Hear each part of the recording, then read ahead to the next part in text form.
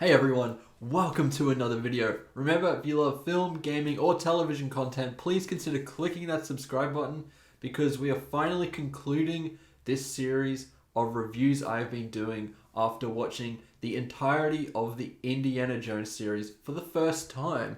We have almost completed that journey now by talking about Kingdom of the Crystal Skull, which was actually the only one of these movies I had seen previously. So let's get into this with full spoilers ahead.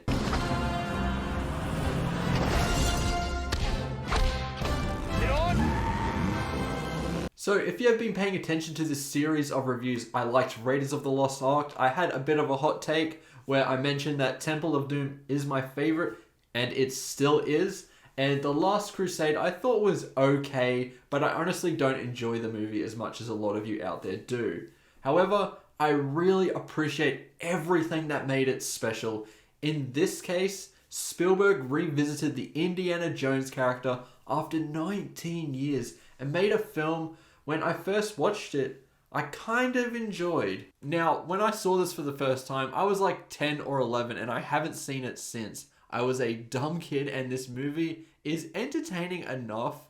And I wasn't really into film like I am now, so I couldn't really separate good from bad, which I think gives me a good perspective because I can somewhat understand why so many dumb movies make a shit ton of money.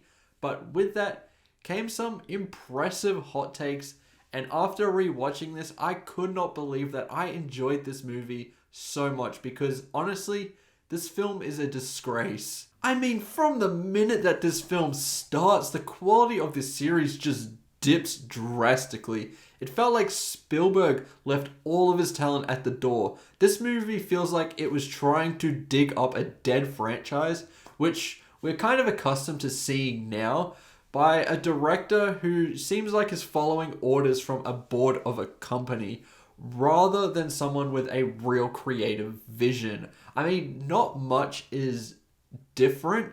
George Lucas originally had the idea for this film, and it was actually the executives, I believe, who didn't like this, which is kind of an odd case here because they're never really right regarding a creative decision. In terms of the small amount of good stuff, which will be quick because there isn't a whole lot here, I think the film moves at an okay enough pace. I was bored a couple of times to the point where I think I dozed off for a second or two, but I didn't miss too much. But I mean, there are action sequences that somewhat try to be practical, and those sequences do look great. Harrison Ford is really the only performance in this that I would consider to be good, and the rest are either forgettable or just plain bad. I mean, going further into that, we all know Cate Blanchett is an incredible actress. There's absolutely no question there. You wouldn't be able to say that if this was the only movie you saw with her in.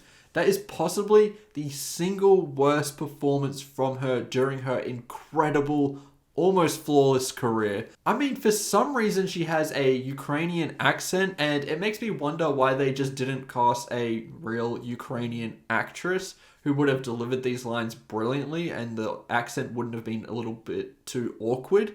Shia LaBeouf as Mutt has some okay moments, but he also has some real cringe moments too, so I wouldn't say that he is exactly great either. And the rest are honestly not worth talking about because they're just plain forgettable. I feel like in the time gap between this and The Last Crusade, Spielberg and George Lucas forgot what made Indy special in the first place. I mean, the opening action sequence would fit right at home in a Fast and Furious movie. It is that stupid. Now, I know indie movies push the line on what is actually possible versus what's not, and I'm happy to break those rules when it still has a grounded nature to it. In this movie, he jumps in a fridge which gets blown up by an atomic bomb that would have fit right at home in Oppenheimer. It goes flying through the air and is bouncing around everywhere. I mean, it's asking you to suspend a lot of disbelief here because Indy comes out of this practically unscathed. The rest of the film is basically Mutt and Indy following the trail to find this treasure, and you discover that Shia LaBeouf is Indy's son, with the mother being the love interest from Raiders, Marion. It feels like they are trying to pass the torch of Indy from Harrison Ford to Shia LaBeouf, which feels crazy now. But back then we were in a bit of a LaBeoufissance because Transformers made him an absolute superstar. But it's hilarious because you can kind of see the doubt that Spielberg has. I mean, there is one scene at the end of this movie where LaBeouf goes to put on the famous hat and Harrison Ford just takes it from him in the last second. I mean, to me, that was some of the best unintentional comedy right there. However, all of these criticisms I can kind of live with. It already has made Kingdom of the Crystal Skull weaker than all the other films in the trilogy.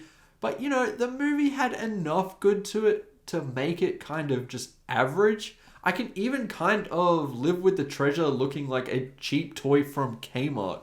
What I cannot live with is what they decide to do near the end of this movie. Okay, as I said, I can suspend some disbelief with this series. The Ark melting people's faces off, a man ripping hearts out of people's chests, and the Holy Grail actually giving someone a longer life all were fine creative choices in this series that work okay for me. Because it stepped into myths and legends associated with these artifacts, which I found quite fascinating.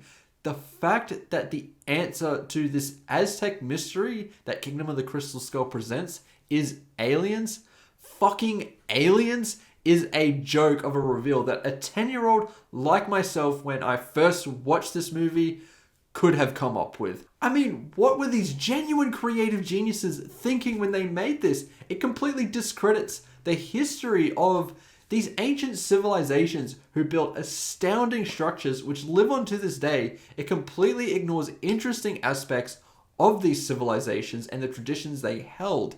Especially with the Aztecs. They had these human sacrifice rituals, and they also created the most accurate calendar ever. Both aspects would be really interesting to explore in an Indiana Jones movie. They go hand in hand, to be honest with you. But no, they go, fuck that. Here are some aliens. See you later. Goodbye. What a fucking joke. Honestly, what more can I say? I believe this movie is a true disgrace, and I'm nervous about the precedent that this sets for the Dial of Destiny. Because now that such a terrible movie exists in the Indiana Jones franchise, and is the only modern example of an indie movie, I think some of the laziness applied to that film can certainly apply to this new one. I mean, even the extra use of digital effects, which have aged so poorly, we already know are kind of being utilized in this new one. Hopefully, they're a bit more advanced than in Kingdom of the Crystal Skull, but that remains to be seen. A couple of typical elements I would expect to see in an indie movie cannot save this disaster known as Kingdom of the Crystal Skull. I'm going to give Indiana Jones and the Kingdom of the Crystal Skull a 1.5 out of 5 and shouldn't be considered as a true indie movie. I think out of every Spielberg movie I've ever seen, this is by far and away his worst film, and I honestly cannot recommend this to anyone unless you're under the age of 10, like myself when I first watched it. The entertainment value, seeing these aliens, it's kind of cool when you're a kid, but when you're starting to think more critically and you mature, it feels dumb and it feels lazy. I just see no redeeming qualities to it at all. Anyway, thank you so much for watching this series of reviews. It has been a lot of fun and I really hope you enjoyed it. Tell me in the comments below your list for the entire indie franchise in the comments below, alongside your thoughts on this movie. I can't wait to see them, as I'm sure everyone will have pretty different lists for this franchise. I'll be covering the Dial of Destiny when that comes out, so make sure to hit that subscribe button with notifications turned on, and I will see you in the next one. Goodbye.